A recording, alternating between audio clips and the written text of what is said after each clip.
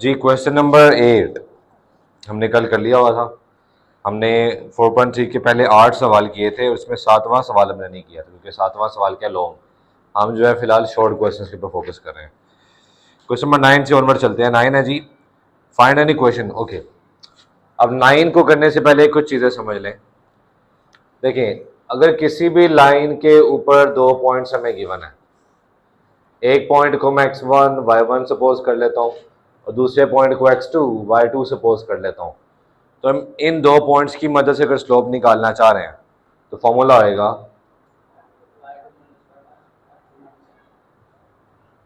इसे हम rise over run भी कहते हैं।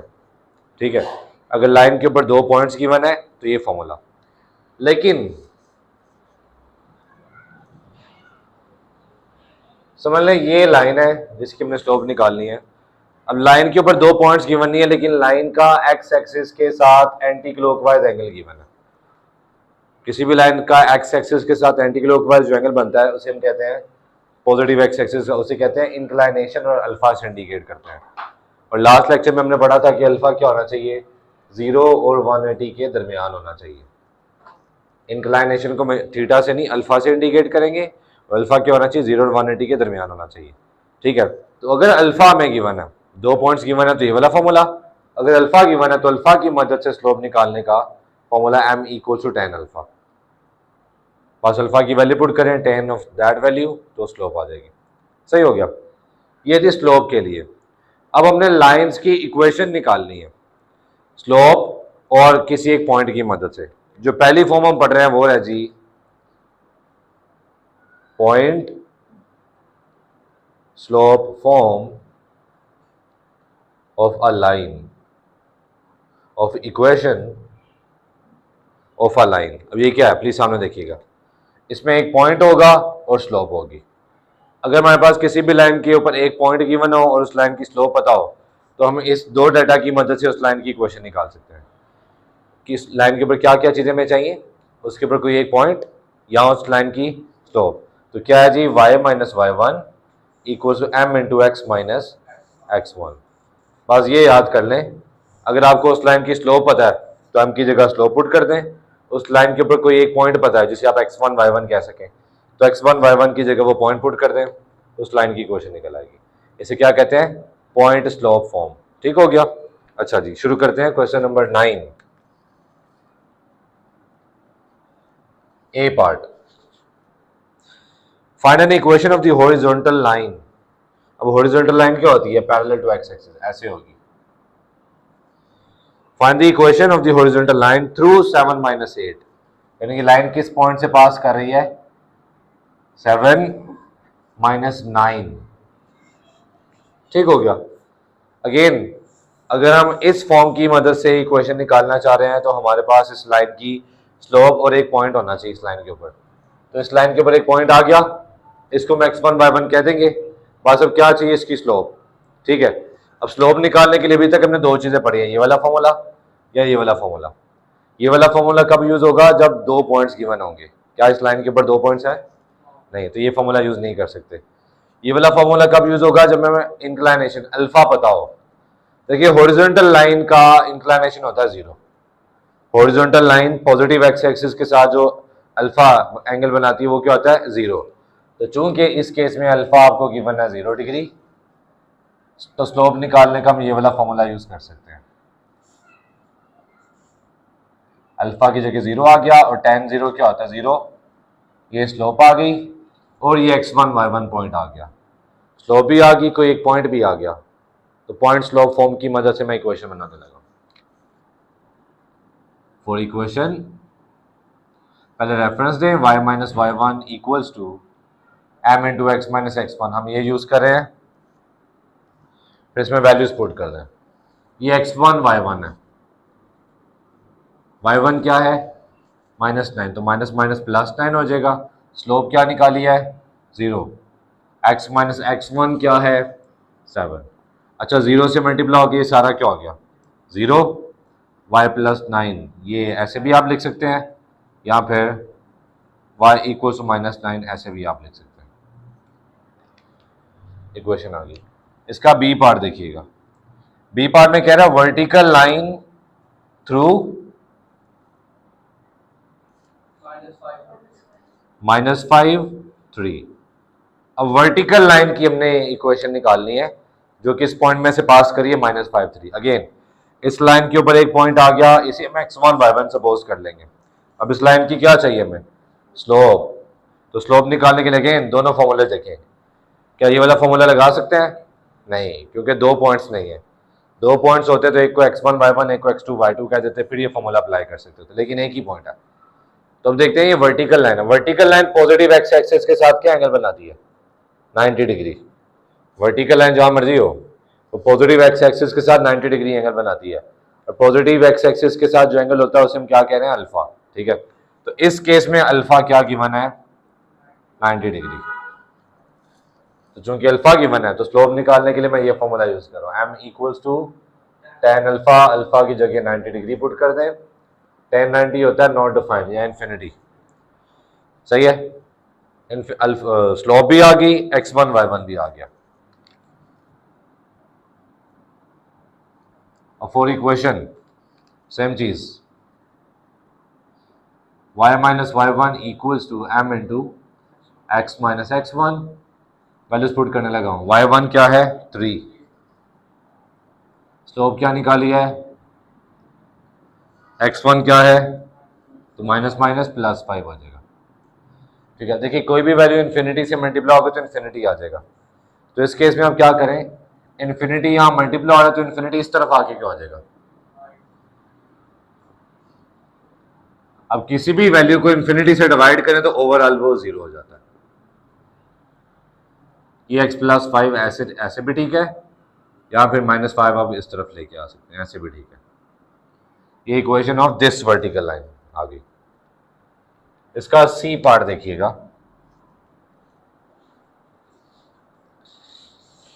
सी पार्ट में कह रहा है the line bisecting the first and the third quadrant. तो आपके सामने मैं चारों क्वाड्रेंट्स बना रहा हूं। अब वो लाइन फर्स्ट और थर्ड क्वाड्रेंट को बाइसेक्ट कर रही है, मतलब 2 इक्वल पार्ट्स में डिवाइड कर रही है। तो वो कैसी लाइन होगी? ऐसे। अब ये टोटल एंगल 90 डिग्री होता है, तो बाइसेक्ट करने की वजह से ये एंगल कितना हो गया? ये एंगल हो गया 45 डिग्री। सही है, चलो इस अगेन अल्फा की मदद से हम स्लोप पहले निकाल लेते हैं। m equals to tan alpha, alpha की जगह 45 आ गया, और tan 45 क्या होता है? 1। स्लोप आ गई। हमें पॉइंट भी तो चाहिए जिसे हम x1 y1 कह दें। तो बताएं क्या इस लाइन के ऊपर कोई पॉइंट है? कौन सा? Very good, origin. ये देखो, ये लाइन ओरिजिन में से पास कर रही है, और ओरिजिन हमें पता है क्या होता है? 0 0। तो 0 0 इस लाइन के ऊपर है, तो x1 y1 क्या होगा? 0 0। क्लियर? अब फॉर इक्वेशन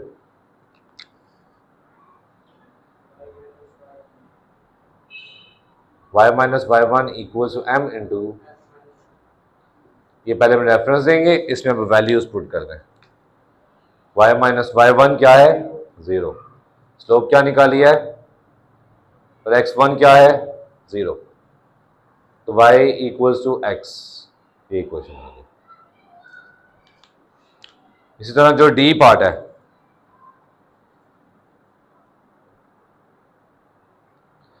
डी पार्ट में कह रहा है find an equation of the line bisecting the second and fourth quadrant. तो अब लाइन सेकंड और फोर्थ क्वाड्रेंट को बाइसेक्ट कर रही है ऐसे। अल्फा क्या होता है? पॉजिटिव एक्स एक्सिस के साथ जो एंगल बने, यानी ये पॉजिटिव एक्स एक्सिस है, इसके साथ जो एंगल बन रहा है ये अल्फा होगा। जरा मुझे बताएं ये एंगल कितना होता है? और सिर्फ ये भी 90 है, सिर्फ ये कितना आएगा?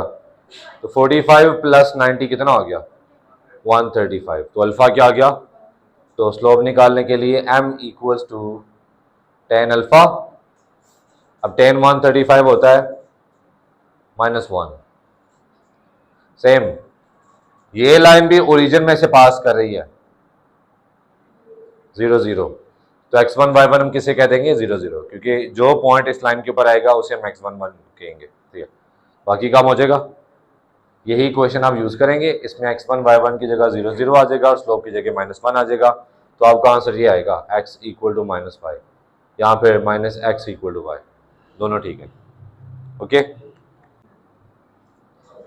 ओके जी, क्वेश्चन नंबर 10 सेम क्वेश्चन है क्वेश्चन नंबर 9 की तरह ही। Find an equation of the line, मैं आपको समझाने के लिए डायग्राम बना रहा हूँ। समझ लें ये लाइन है जिसकी अपनी इक्वेशन फाइंड करनी है। Find an equation of the line through point A, वो है जी -6 और साथ उसने बता दिया है हैविंग स्लोप 7, और स्लोप को हम m से इंडिकेट कर रहे हैं। देखिए कितना आसान काम है, उसने सब कुछ हमें पहले दे दिया। तो इक्वेशन के लिए आप स्लोप पॉइंट स्लोप फॉर्म में लिखें, वो क्या थी, इसमें m की जगह क्या पुट करना है 7, x1 y1 की जगह -6 पुट करना है, तो ये आप खुद कर लीजिएगा, कंप्लीट बाय योरसेल्फ। बी देखिएगा, बी में भी कह रहा है through find equation of the line through 8-3 and having slope 0। Slope 0 वाला पीछे हमने क्वेश्चन नंबर 9 में किया, और इसमें क्वेश्चन नंबर सी भी स्लोप अनडिफाइंड मतलब इन्फिनिटी वाला भी हमने पीछे सवाल किया क्वेश्चन नंबर 8 में, सॉरी 9 में। मैं आपको लेके चल रहा हूँ डी की तरफ, डायरेक्ट डी पे हम जा रहे हैं। डी है जी find an equation of the line through, समझ लीजिए ये लाइन है और ये जिन दो पॉइंट्स में से पास करिए वो जी -5 -3 एंड 9 -1, इन दो पॉइंट्स में से पास करिए। अच्छा, इसमें से हम किसी एक पॉइंट को x1 y1 और दूसरे को क्या कहते हैं x2 y2, तो हमें बस क्या चाहिए स्लोप। अब हमें अल्फा नहीं पता लेकिन दो पॉइंट्स पता है, तो दो पॉइंट्स के केस में हम क्या फॉर्मूला यूज कर सकते हैं, शाबाश,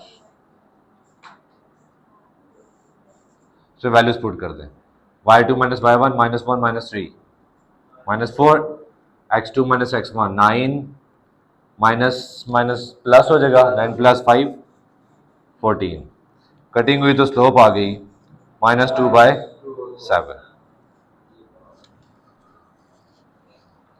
अभी इक्वेशन निकालने लगा हूं, और इक्वेशन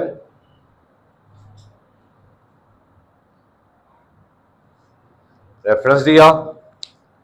देखें स्लोप दो चीजें हैं, स्लोप निकालते हुए आपने जिसको x1 y1 कहा था ना, आप वही x1 y1 भी यूज कर सकते हो, लेकिन अगर आप x1 y1 चेंज करना चाहो तो हो जाएगा, कोई मसला नहीं।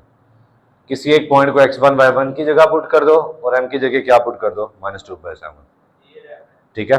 देखिएगा y y1 क्या है माइनस +1 हो गया, स्लोप क्या है -2/7, x1 क्या है 9। ये काम नहीं करना कि y1 यहां से निकाल लिया और x1 यहां से, ये काम नहीं करना। एक ही पॉइंट को चूज कर लें जिसको आप x1 y1 के तौर पे यूज करेंगे। क्रॉस मल्टीप्लाई करें, 7 इधर आके दोनों से मल्टीप्लाई होगा, -2 को इधर मल्टीप्लाई करें, -2x इधर आके प्लस, 7 इधर आके माइनस होगा, तो 18 - 7 11। ये इक्वेशन आ गई इस लाइन की। इसका ई पार्ट देखिएगा, ई में कह रहे हैं आपको y इंटरसेप्ट गिवन है -7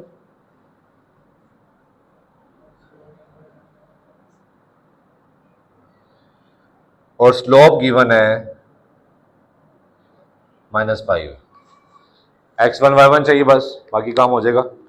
हमें ये पता है y इंटरसेप्ट पे क्या 0 होता है, y इंटरसेप्ट या y एक्सिस के ऊपर x 0 होता है, शाबाश। तो इस y इंटरसेप्ट को मैं ऐसे भी लिख सकता हूँ 0 - 7, y इंटरसेप्ट x 0 होता है तो x 0 और y की जगह -7 पुट करके मैंने एक पॉइंट बना लिया, जबकि स्लोप हमें ऑलरेडी गिवन है, बाकी काम हो जाएगा। बस ये इक्वेशन लिखें, इसमें x1 y1 की जगह ये पुट करना आपने और m की जगह ये पुट करना, f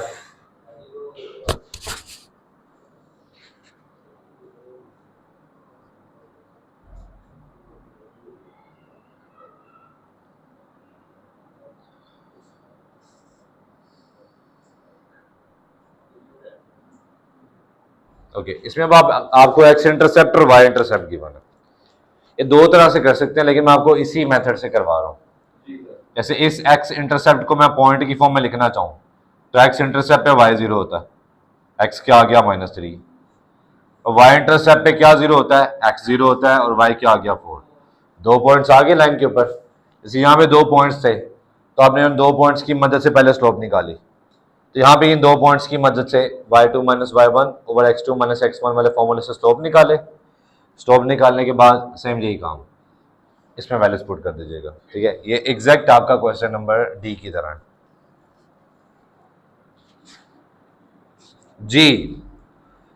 जी में आपको एक्स इंटरसेप्ट गिवन है -9, एक्स इंटरसेप्ट है -9। इसको अगर मैं पॉइंट की फॉर्म में लिखना चाहूं तो कैसे लिखेंगे, एक्स इंटरसेप्ट पे y 0 होता है और एक्स इंटरसेप्ट की जगह आ गया -9, और साथ ही स्लोप हमें गिवन है -4। लो जी, x1 y1 भी आ गया, स्लोप भी आ गई। बस आपने ये इक्वेशन लिखनी है, उसमें ये वैल्यूज पुट करनी है, ठीक हो गया। आगे चलते हैं, क्वेश्चन नंबर 11। ये इंपॉर्टेंट क्वेश्चन है, ये ऐसा शॉर्ट है जो लॉन्ग में बोर्ड में आया हुआ है।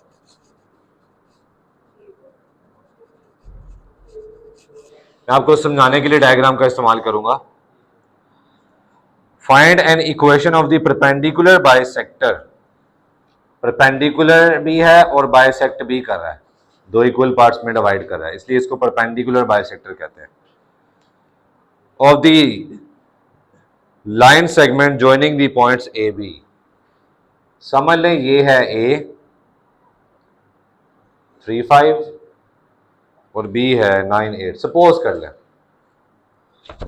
अब इसकी हमने इक्वेशन नहीं फाइंड करनी, हमने इसके परपेंडिकुलर बाइसेक्टर की इक्वेशन निकालनी है। तवज्जो इंपॉर्टेंट है, इसका परपेंडिकुलर बाइसेक्टर क्या है, जो इसके ऊपर परपेंडिकुलर भी होगा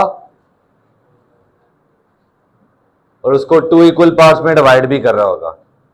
अब 2 इक्वल पार्ट्स में डिवाइड कर रहे हैं, ये पॉइंट अगर मैंने निकालना हो तो ये पॉइंट ए और बी का मिड पॉइंट नहीं होगा, क्योंकि इक्वली डिवाइड कर रहा है 2 इक्वल पार्ट्स में। तो पहले मैं ये पॉइंट निकाल लेता हूं,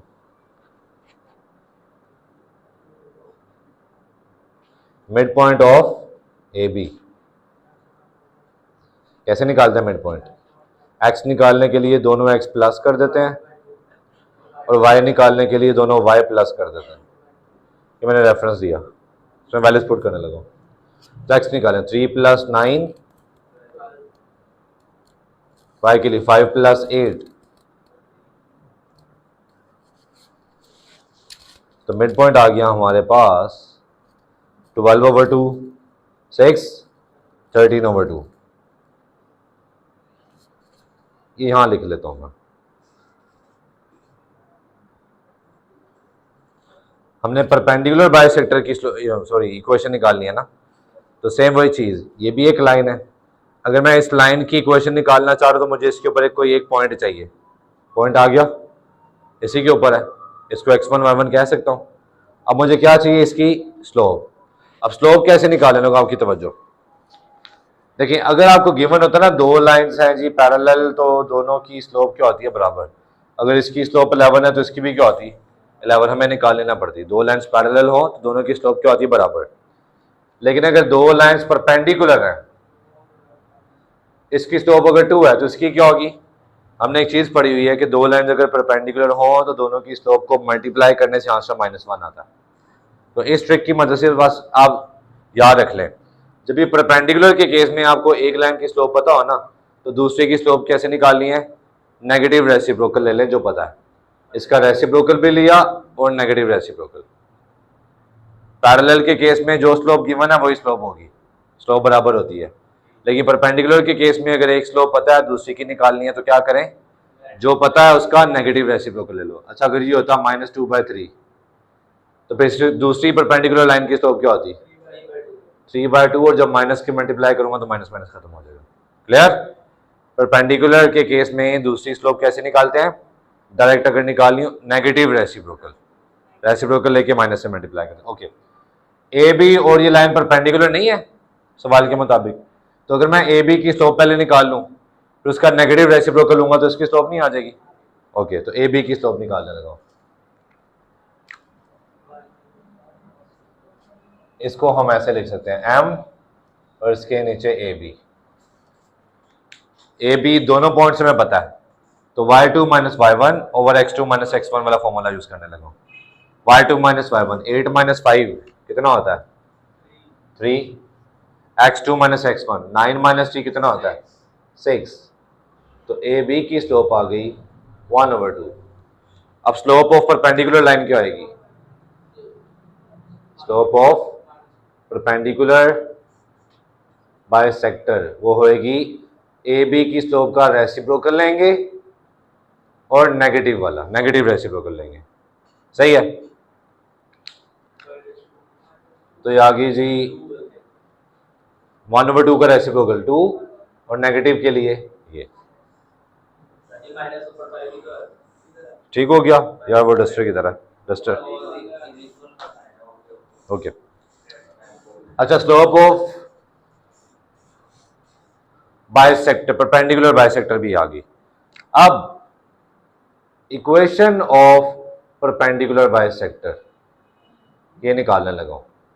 तो क्या पढ़ा था इक्वेशन के लिए हमने, वो वाला expression point slope form, very good. y minus y1 equals m into x minus x1। ये x1 y1 की जगह वो पॉइंट आएगा जो इस परपेंडिकुलर के ऊपर है और वो ये है, और m की जगह स्लोप भी किसकी आएगी, परपेंडिकुलर बाइसेक्टर की। y माइनस y1 शाबाश 13/2, स्लोप क्या निकाली है x माइनस x1 क्या है 6, बाकी क्रॉस मल्टीप्लाई करके सिंप्लीफाई करना, ठीक है। अच्छा, 2 को अंदर मल्टीप्लाई करें, minus 2x minus minus plus 12, इसका एलसीएम ले लो, 2 अगेन इधर आके मल्टीप्लाई होएगा दोनों से, तो minus 4x plus 24 2y minus 13, minus 4x इधर आके क्या हो जाएगा plus 4x plus 2y minus 13 इधर आके प्लस होगा तो 37। ये आ गई equation of perpendicular bisector. Question number 13 जी, find an equation of the line through -4 -6। Again ये जो मैं डायग्राम बना रहा होता हूँ ये आपको समझाने के लिए बना रहा होता हूँ, बस ये समझ लें कि रैंडम डायग्राम होती है। ये एक लाइन है जो किस पॉइंट में से पास कर रही है, -4 -6। Find an equation of the line through -4 -6 and perpendicular to the line having slope। ये लाइन एक और लाइन के परपेंडिकुलर है और इसकी स्लोप हमें पता है -3/2, ठीक है। ओके जी, स्लोप ऑफ रिक्वायर्ड लाइन जरा मुझे बताएं क्या आएगी। अगर परपेंडिकुलर लाइन की स्लोप -3/2 है तो दूसरी लाइन की स्लोप कैसे निकालेंगे, वेरी गुड, रेसिप्रोकल लेके माइनस से मल्टीप्लाई कर दें, इसका रेसिप्रोकल 2/3, जब माइनस से मल्टीप्लाई करूंगा माइनस माइनस प्लस हो जाएगा।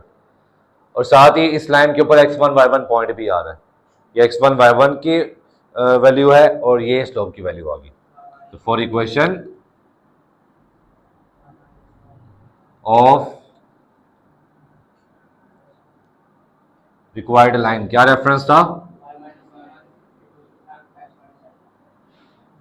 इसमें वैल्यूज पुट करना जी। y1 क्या है तो माइनस माइनस प्लस 6 हो गया, m क्या है 2/3, x1 क्या है तो माइनस माइनस प्लस 4 हो गया। इसको क्रॉस मल्टीप्लाई करके सिंप्लीफाई कर लीजिएगा। क्वेश्चन नंबर 14,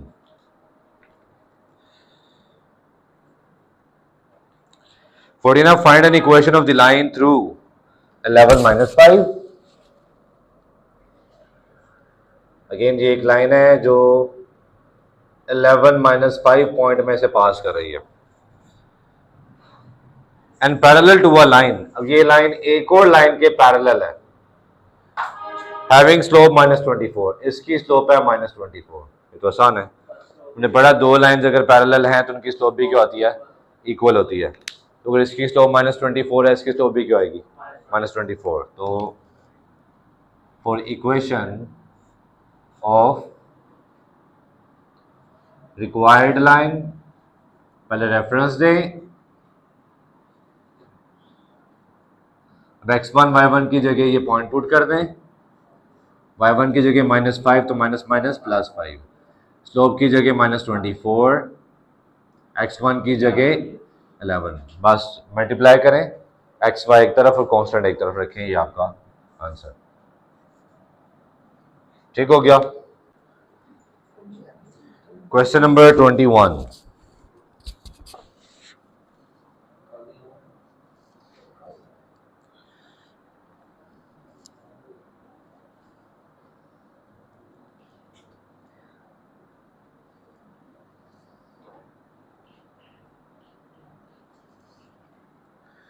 सवाल है, convert each of the following equation into slope intercept form, to intercept form and normal form. तो पहले इसको स्लोप इंटरसेप्ट फॉर्म में कन्वर्ट करते हैं।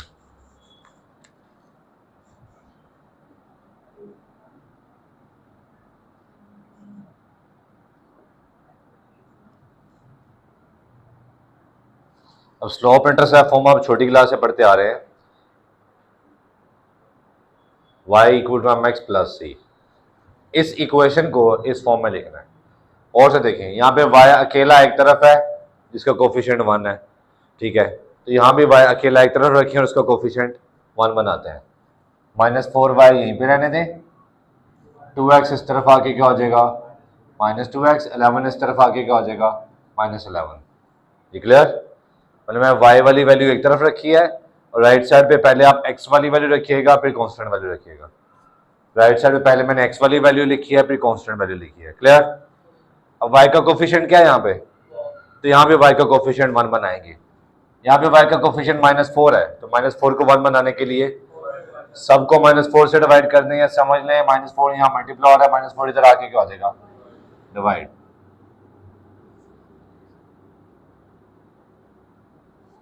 कटिंग हो रही है, एक तो माइनस माइनस से कट जाएगा, 2 और 4 की कटिंग होगी तो x/2, माइनस माइनस प्लस हो गया 11/4। इसको ऐसे भी लिख सकता हूँ 1/2x प्लस 11/4। ये है जी स्लोप इंटरसेप्ट फॉर्म। अब इसको स्लोप इंटरसेप्ट फॉर्म कहते हैं क्यों है? देखिए, जब भी स्लोप इंटरसेप्ट फॉर्म में लिखा हो तो x के साथ जो भी लिखा होगा, x का जो भी कोफिशिएंट होगा वो इस लाइन की स्लोप होगी। और c क्या होता है? c होता है y इंटरसेप्ट। वैसे तो y इंटरसेप्ट हम कैसे निकालते थे? x की जगह 0 पुट करके, लेकिन स्लोप इंटरसेप्ट फॉर्म में c की जगह जो लिखा वो y इंटरसेप्ट है। ये हमने स्लोप इंटरसेप्ट फॉर्म में कन्वर्ट कर लिया। ये MCQ में कैसे आ सकता है? अगर MCQ में ये इक्वेशन एज इट इज लिखी हुई है इस तरह और आपसे पूछता है जी इस लाइन की स्लोप बताएं, तो आपको बस क्या देखना है, x के साथ क्या लिखा हुआ है 1/2, तो इस लाइन की स्लोप क्या है 1/2। आपसे पूछ सकता है जी इस लाइन का y इंटरसेप्ट क्या है, तो आप x की जगह 0 पुट करके भी y इंटरसेप्ट निकाल सकते हो, लेकिन अगर वो स्लोप इंटरसेप्ट फॉर्म में लिखा हुआ है तो बस देखिए c की जगह क्या लिखा हुआ है, तो वो y इंटरसेप्ट होता है। ठीक हो गया? स्लोप इंटरसेप्ट फॉर्म के बाद है टू इंटरसेप्ट फॉर्म।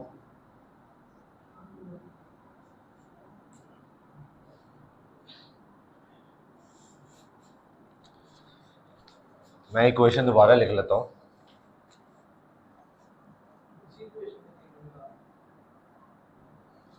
अब टू इंटरसेप्ट फॉर्म क्या चीज है? x/a plus y/b equal to 1, इसे टू इंटरसेप्ट फॉर्म कहते हैं, क्योंकि इसमें x इंटरसेप्ट भी लिखा होता है, y इंटरसेप्ट भी लिखा होता है। x के नीचे जो वैल्यू है वो होती है x इंटरसेप्ट, y के डिनोमिनेटर में जो वैल्यू होती है ये y इंटरसेप्ट होती है। सही हो गया? अब टू इंटरसेप्ट फॉर्म में लिखने के लिए देखिए गौर से, इस तरह की फॉर्म में कन्वर्ट करनी। क्या है? x और y एक तरफ है और एक तरफ 1 है, कांस्टेंट है, ठीक है, तो सेम 11 इस तरफ आके क्या हो जाएगा 2x minus 4y equal to -11। ये x और y एक तरफ आ गई, एक तरफ कांस्टेंट आ गया, लेकिन वो जो एक तरफ कांस्टेंट है वहां पे 1 चाहिए हमें, तो इस -11 को 1 कैसे बनाऊं?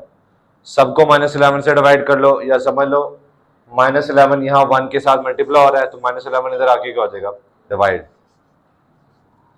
2x ओवर -11 -4y ओवर -11, और -11 को जो -11 से डिवाइड किया तो 1। क्लियर हो गया? राइट साइड पे 1 बना लिया। अब यहाँ पे एक और चीज ऑब्जर्व करनी है, ऊपर x के साथ क्या 1, ऊपर y के साथ क्या 1, तो यहाँ भी ऊपर 1 बनाना पड़ेगा। प्लीज देखिएगा, x के साथ 2 ऊपर मल्टीप्लाई हो रहा है तो 2 नीचे आके क्या हो जाएगा? वेरी गुड, डिवाइड हो गया। एक तो माइनस माइनस प्लस हो गया, ये 4 ऊपर मल्टीप्लाई हो रहा है, 4 नीचे आके क्या हो जाएगा? डिवाइड, और माइनस माइनस प्लस कर दिया। ये आ गई जी 2 इंटरसेप्ट फॉर्म। जरा मुझे आप बता सकते हैं इसमें x इंटरसेप्ट क्या है? ठीक है, और y इंटरसेप्ट क्या है जो y के नीचे लिखा हुआ है? सही हो गया। लास्ट है जी normal form.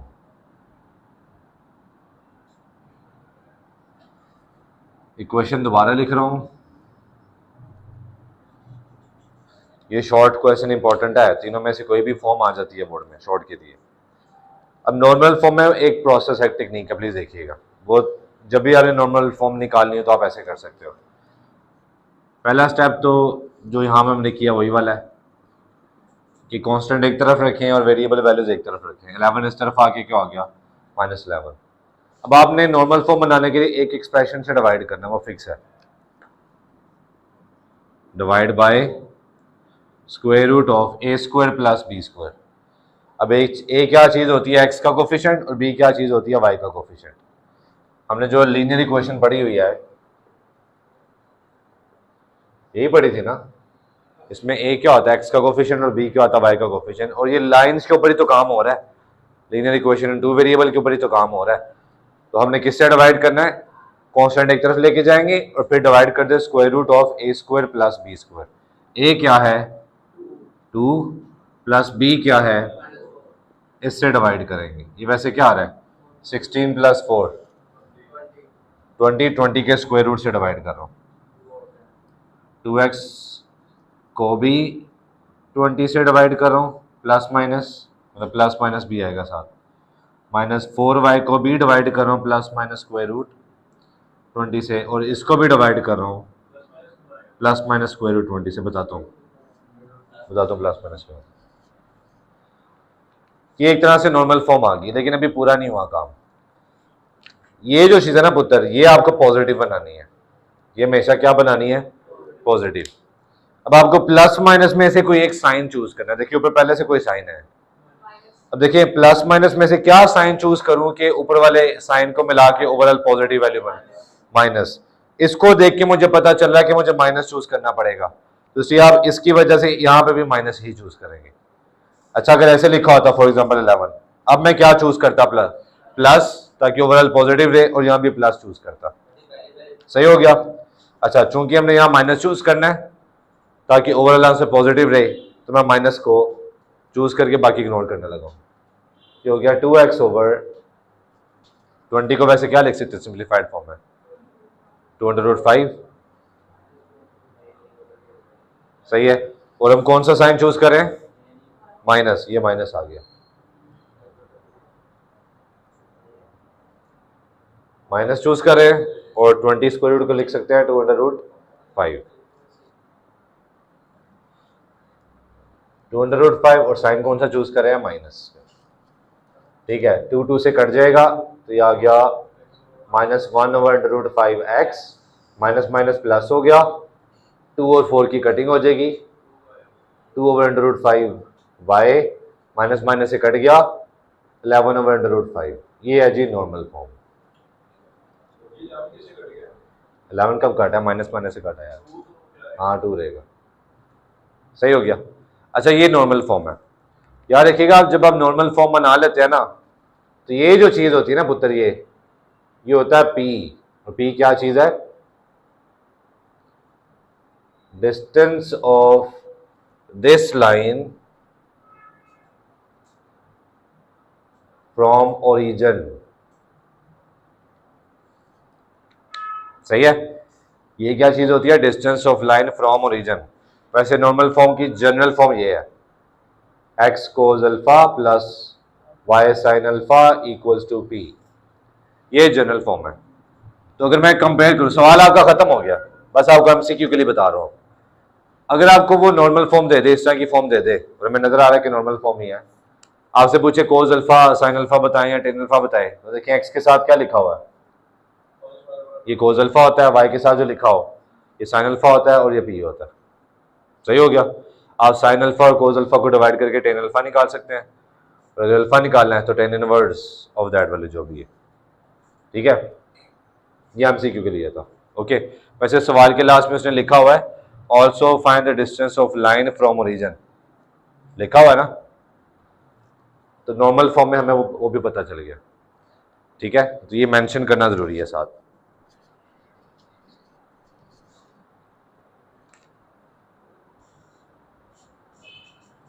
Distance of line from origin, चूंकि उसने पूछा है तो इसलिए हम अलग से हाइडिंग बना के ये बताएंगे ताकि इसके भी नंबर मिल जाए। तो यही वो डिस्टेंस है लाइन का ओरिजिन से, तो यहाँ पे लिख दे 11/2√5 यूनिट्स। वेरी गुड बेटा, लेंथ और डिस्टेंस एक ही चीज होती है। क्वेश्चन नंबर 22 स्टार्ट करने से पहले अगेन कुछ चीजें रिवाइज करता जाऊं मैं। एक लाइन है, लाइन के ऊपर दो पॉइंट्स हैं x1 y1 x2 y2, तो स्लोप निकालने का क्या फॉर्मूला था? Very good, y2 minus y1 over x2 minus x1। अब फॉर एग्जांपल एक लाइन है, इसके ऊपर दो पॉइंट्स हमें नहीं पता, लेकिन इसका पॉजिटिव एक्स एक्सिस के साथ एंटी क्लॉकवाइज एंगल यानी इंक्लाइनेशन पता है। तो अब अल्फा की मौजूदगी में क्या फॉर्मूला था स्लोप निकालने का? m equal to tan alpha. सही हो गया। अब तीसरी चीज है, अगर हमें किसी लाइन की इक्वेशन पता है ax plus b y plus c equal to 0, जो इस जनरल फॉर्म में लिखी हुई है, पहले x फिर y फिर c और एक तरफ 0, अगर इस फॉर्म में किसी लाइन की इक्वेशन पता चल जाए तो इक्वेशन की मदद से स्लोप निकालने का फॉर्मूला होता है माइनस a ओवर b। इसमें a क्या चीज है? कोफिशिएंट ऑफ x, और b क्या चीज है? Coefficient of y। ठीक हो गया। क्वेश्चन नंबर 22, हमें हर पार्ट में दो लाइंस गिवन है, दो इक्वेशंस गिवन है। अब बताना है कि वो दोनों लाइंस पैरेलल हैं, परपेंडिकुलर हैं या कुछ भी नहीं है, ठीक है। तो मैं दो पार्ट लिखे हैं, आपकी तवज्जो, दोनों में मैंने लाइन 1 और लाइन 2 सपोज कर ली। पेपर में आप ऐसे लिखेंगे, इसकी स्लोप और इसकी स्लोप निकाल लेते हैं पहले। m1 फॉर्मूला क्या था? अगर लाइन गिवन हो माइनस a ओवर b, तो माइनस फॉर्मूले का a क्या है? x का कोफिशिएंट, और b क्या? y का कोफिशिएंट। तो m1 क्या आ गया? -2। अब इस तरह m2 निकाल लेते हैं, minus a over b formula, minus फॉर्मूले का a क्या है? 4 और b क्या है? तो m2 क्या आ गया? -2। क्या दोनों स्लोप्स बराबर है? तो दोनों लाइंस क्या होंगी? पैरेलल। दोनों लाइंस स्लोप, क्या यार, लाइंस अगर पैरेलल हो तो उनकी स्लोप बराबर होती है। ऐसा तो नहीं ना कि दो लाइंस अगर पैरेलल है तो परपेंडिकुलर भी होंगी, तो बस खत्म। गिवन लाइंस आर पैरेलल, क्योंकि उसने पूछा है तो आपने लिखना है, नहीं लिखेंगे तो नंबर कटेंगे। इधर आ जाइए। अगेन ये लाइन 1 क्या ये स्टैंडर्ड फॉर्म में लिखी हुई है? पहले x फिर y और फिर कांस्टेंट आना चाहिए ना, तो 3y इधर आके क्यों आ जाएगा? ये आ गया 2x, 3y इधर आके -3y प्लस 5 भी इधर ही रहने दें, इक्वल टू 0 इस तरफ लिखें या इस तरफ लिखें, कोई फर्क पड़ता है? ये स्टैंडर्ड फॉर्म में आ गई। अब इसकी स्लोप निकालने लगा जी। फॉर्मूला क्या था? -a ओवर b, माइनस फॉर्मूले का a क्या है और b क्या है, तो इसकी स्लोप आ गई 2/3। अब लाइन 2 की स्लोप माइनस फॉर्मूले का a ओवर b, a क्या है और b क्या है? क्या दोनों बराबर हैं? बराबर नहीं है, तो मल्टीप्लाई करके चेक करते हैं। मैं m1 को मल्टीप्लाई कर रहा हूं m2 से। m1 है 2/3 और m2 है -3/2। कटिंग क्या आंसर आ गया? Hence given lines are perpendicular. अच्छा, फॉर एग्जांपल इक्वल भी नहीं है, फिर आप मल्टीप्लाई करके चेक किया, इक्वल नहीं है तो मल्टीप्लाई लाजमी करना है। मल्टीप्लाई करके चेक किया, आंसर -1 आ गया तो परपेंडिकुलर होगी, सवाल खत्म। लेकिन आपने मल्टीप्लाई किया, आंसर -1 नहीं आया, तो फिर आप नीचे लिखेंगे given lines are neither parallel nor perpendicular. अगर पैरेलल आए ना तो फिर मल्टीप्लाई करने की जरूरत नहीं है, सवाल खत्म हो गया। लेकिन अगर पैरेलल नहीं है यानी इक्वल नहीं है, फिर मल्टीप्लाई चेक करना ही करना है भाई। मल्टीप्लाई चेक करना है, अगर है तो लिख दो परपेंडिकुलर है, अगर -1 नहीं आ रहा तो परपेंडिकुलर नहीं है, यानी नीदर पैरेलल नॉट परपेंडिकुलर, ये लिखना है। हाँ -1 आंसर आ रहा है तो इसके मतलब दोनों लाइंस परपेंडिकुलर है, ठीक है। -1 के अलावा जो मर्जी है वो परपेंडिकुलर नहीं है। क्वेश्चन नंबर 23 देखिएगा।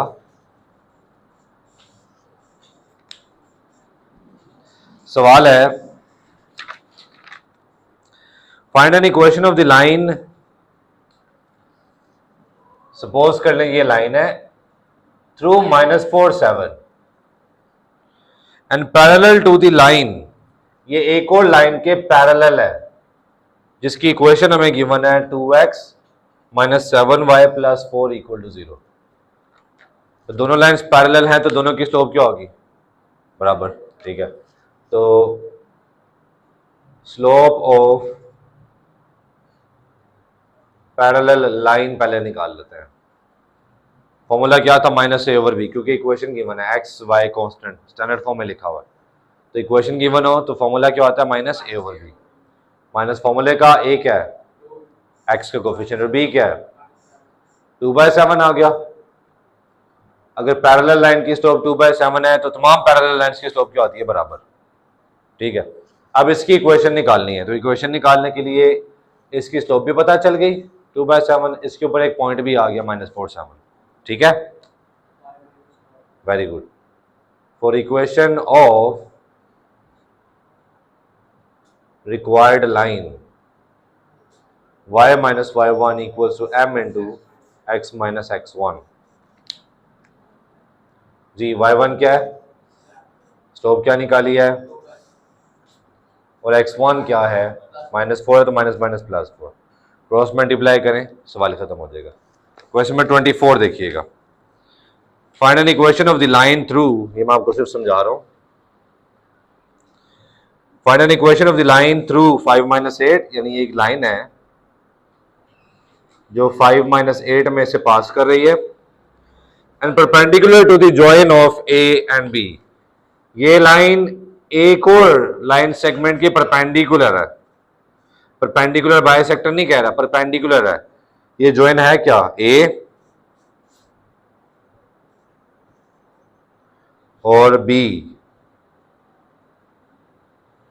देखें ये ब्लू वाली लाइन की मैंने इक्वेशन निकालनी है, इसके ऊपर एक पॉइंट तो आ गया जिसे मैं x1 y1 कह दूंगा, मुझे बस इसकी क्या चाहिए, स्लोप चाहिए।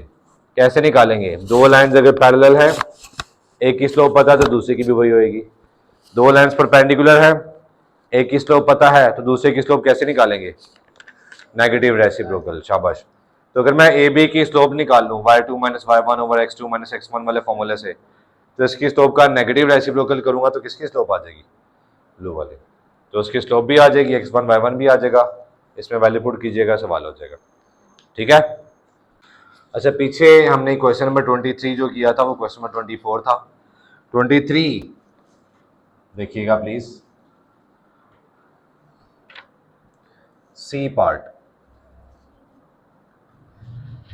x + 2y - 5 = 0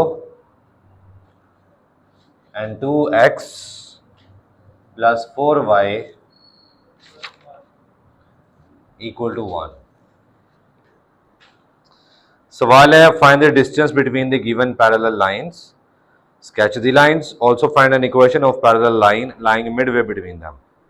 तो हमने सिर्फ इसमें से शॉर्ट के लिए क्या करना है, find the distance between the given parallel line, सिर्फ ये करेंगे। कॉन्सेप्ट समझ लें। देखिए, जब भी किसी पॉइंट का पॉइंट से डिस्टेंस निकालना हो तो आप डिस्टेंस फॉर्मूला अप्लाई करते हैं, square root of x2 - x1 का whole square plus y2 - y1 का होल स्क्वायर, ठीक है।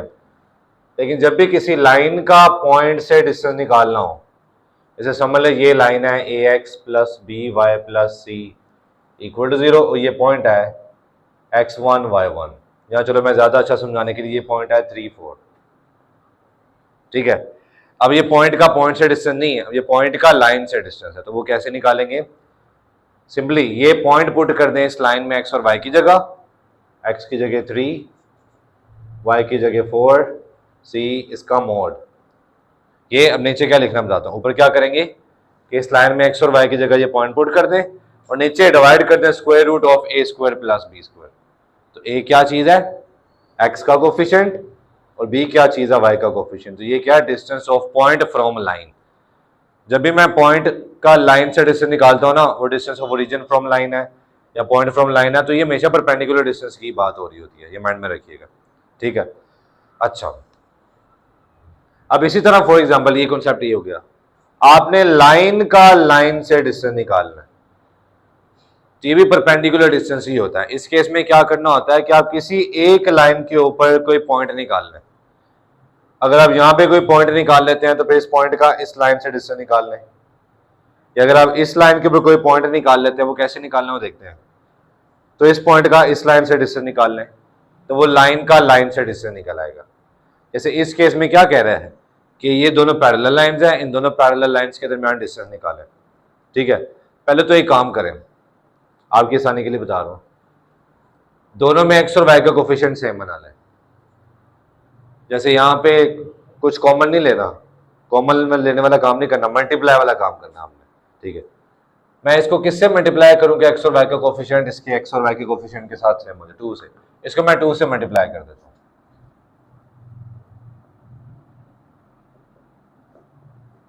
ये आ गया 2x plus 4y minus 10 equal to 0। इसे आप कहते हैं इक्वेशन 1, और ये पहले से 2x 4y है, 2x 4y है, बस इसको जनरल फॉर्म में, स्टैंडर्ड फॉर्म में लिख लें, 2x plus 4y minus 1 equal to 0।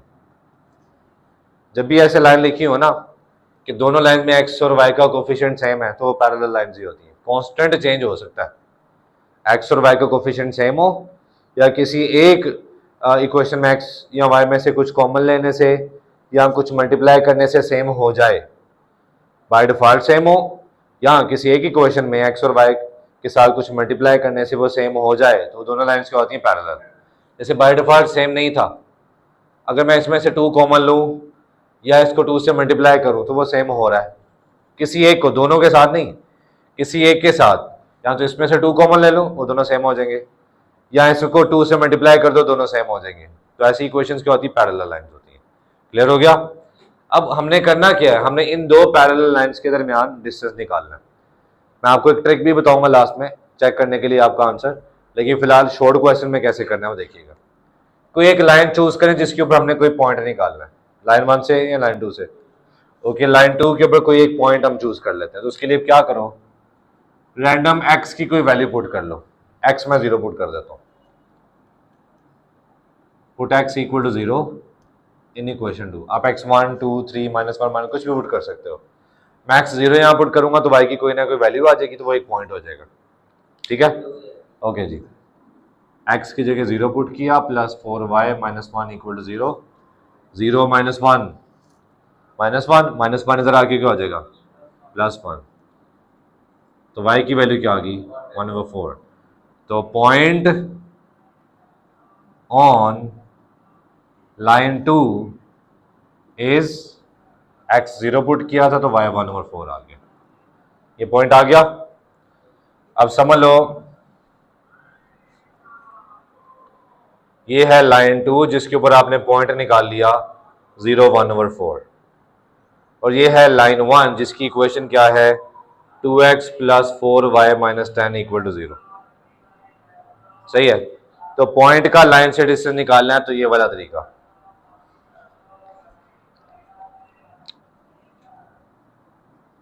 Finding the distance between parallel lines. तवज्जो जी, ऊपर क्या करना है नीचे क्या करना है, दोनों चीजें मैंने बताई हैं। ऊपर क्या करना है, हमने पॉइंट इस लाइन का निकाला ना, तो पॉइंट आप इसमें पुट करें, इसमें x और y की जगह ये पॉइंट पुट करते हैं ऊपर। 2 x की जगह 0, 4 y की जगह 1/4 माइनस 10 और मॉड।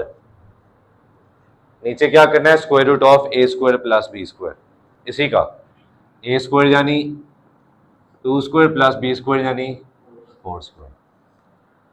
सही हो गया। अगर यहां से पॉइंट निकाला होता तो पॉइंट फिर इसमें पुट करते ऊपर, पॉइंट चूंकि हमने यहाँ से निकाला है तो इसलिए मैं इसमें पुट कर रहा हूँ और इसी का ए और बी देखेंगे हम।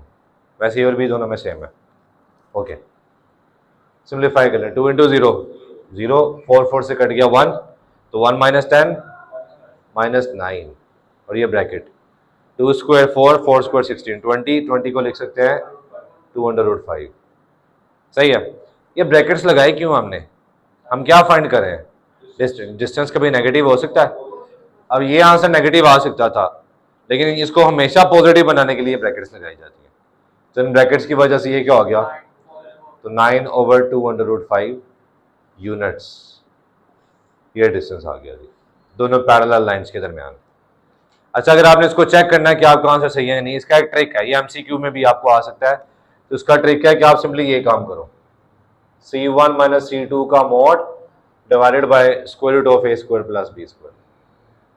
ये क्या डिस्टेंस बिटवीन पैरेलल लाइन, बताता हूँ कैसे करना है। लेकिन ये ट्रिक आप तभी अप्लाई कर सकते हैं जब दोनों में x और y का कोफिशिएंट सेम होगा। सही है, देखिएगा। अब C1 C2 कांस्टेंट है। अगर आप पहली वाली इक्वेशन के कांस्टेंट को C1 और दूसरी वाली इक्वेशन को कांस्टेंट को C2 का मर्जी है, इसको C1 कहना तो ये C2 हो जाएगा, अगर इसको C1 कहना तो ये C2 हो जाएगा। इसे C1 की जगह मैं -10 पुट करता हूँ। माइनस C2 क्या है, तो माइनस माइनस प्लस 1 हो जाएगा।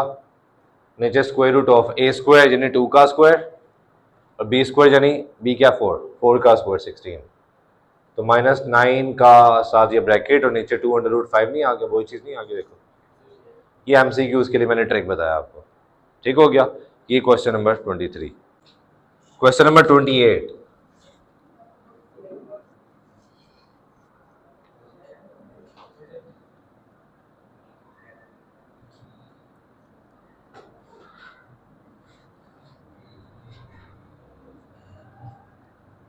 सवाल इंपॉर्टेंट है, आपकी तवज्जो। सवाल है, find weather the given point lies above और बिलो द गिवन लाइन। इसके दोनों पार्ट कर लेते हैं।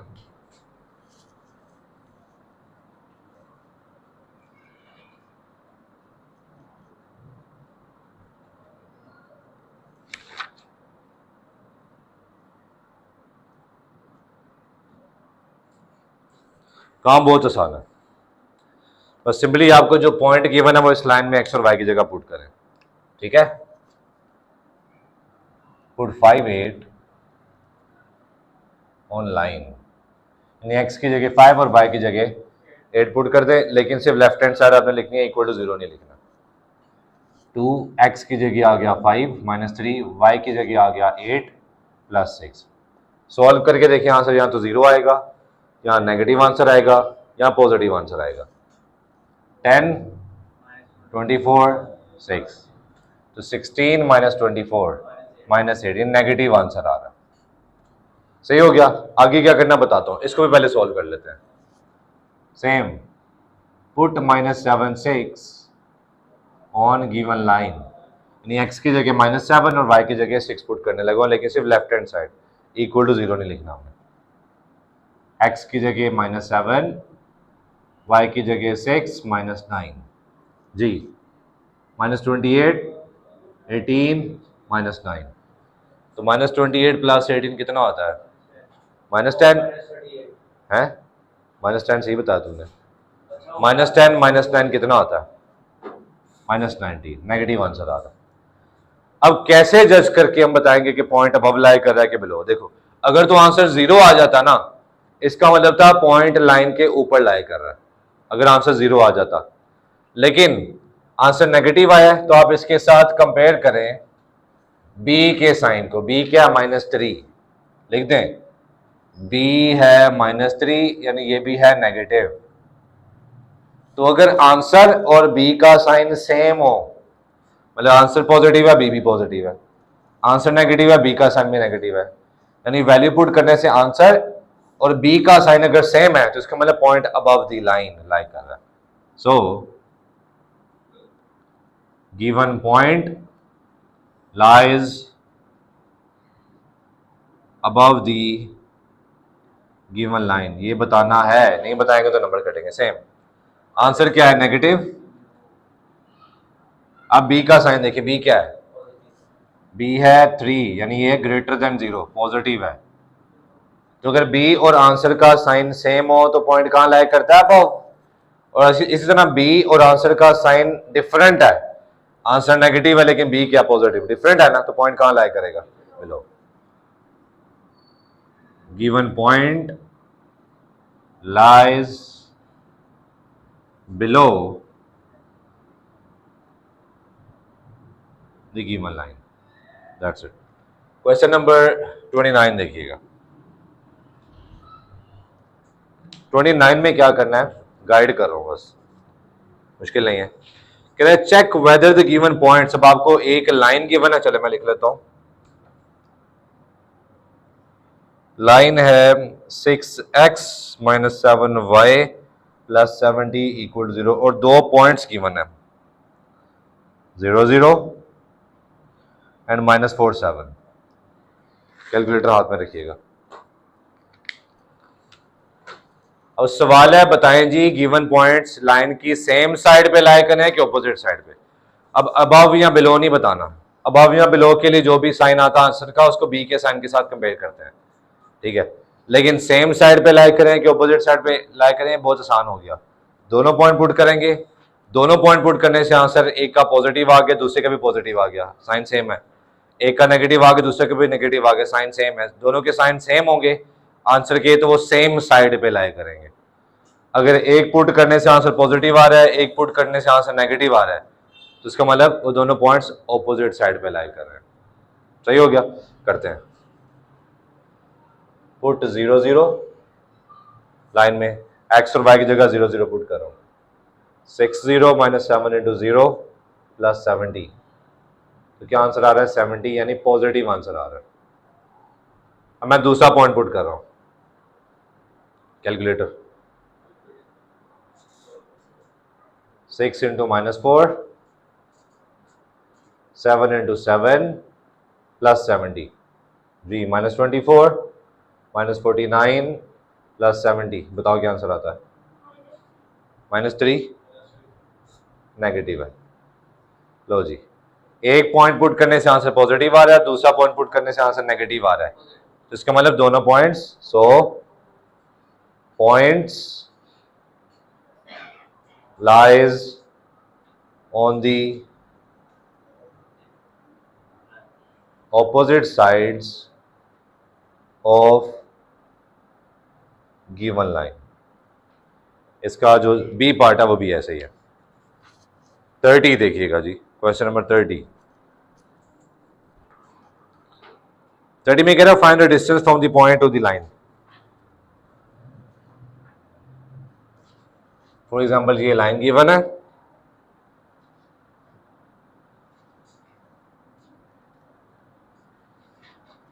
और ये कोई पॉइंट है।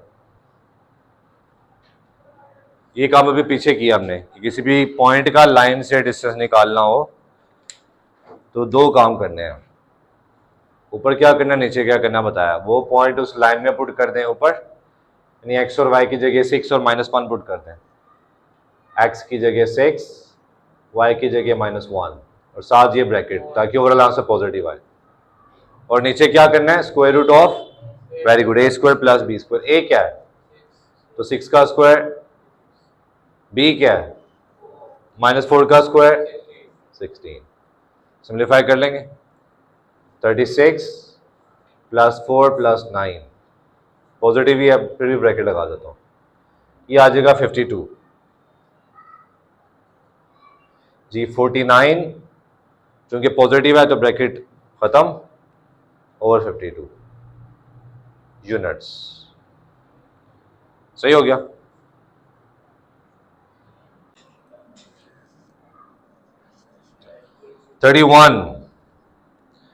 Find the area of the triangular region whose vertices are A B and C. देखिए जब भी आपको ट्राइंगुलर रीजन के 3 वर्टेक्स गिवन हो तो एरिया निकालने का फॉर्मूला होता है पुत्र 1/2 टाइम्स, और आगे डिटर्मिनेंट है x1 y1 x2 y2 x3 y3, और इसको पूरा करने के लिए 1 1 1। आपको 3 वर्टेक्स गिवन है तो पहले वर्टेक्स को x1 y1 की जगह, दूसरे को x2 y2 की जगह, और तीसरे को x3 y3 की जगह पुट कर दे बस।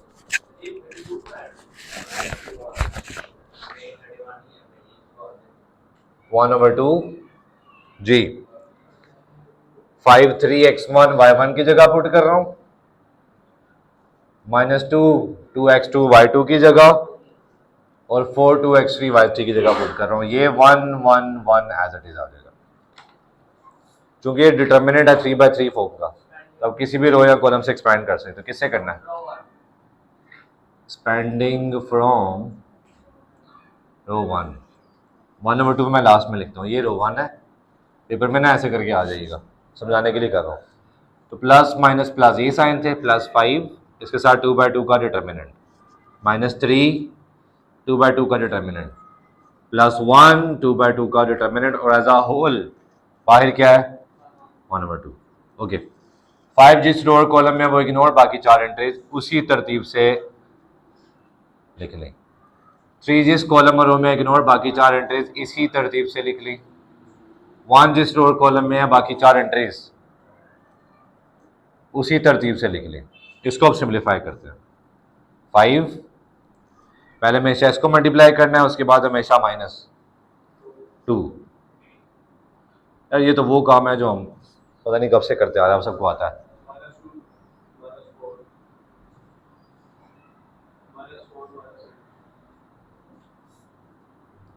रजा होल बाहर क्या है? 1/2। 2a - 2 0, 0 के साथ 5 मल्टीप्लाई और 0, -6 × -3 +18, -12 +1 क्या आ जाएगा? 6/2 होता है 3। तो चूंकि एरिया निकाल रहे हैं तो 3 स्क्वायर यूनिट्स आपने लिखना है।